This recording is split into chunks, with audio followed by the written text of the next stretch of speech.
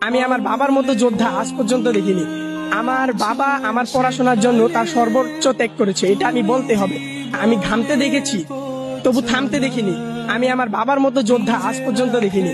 আমার বাবা আমাকে খাওয়াতে গিয়ে, আমার পড়ালেখার খরচ বহন করতে গিয়ে যে কত অক্লান্ত পরিমাণ কষ্ট করেছেন, ওইটা আমি নিজের চোখ দিয়ে দেখেছি। এবং আমি ভবিষ্যতে যাই করতে চাই, আমি আমার বাবার জন্য করতে চাই।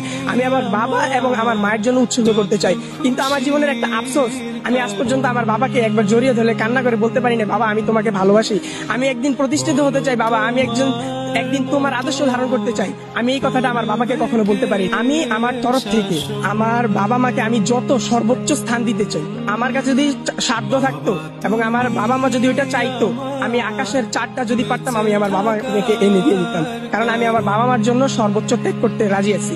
কারণ আমার বাবা মা আমাকে তাদের সর্বোচ্চ চেষ্টা করে আমাকে বড় করতেছেন, আমাকে মানুষ করতে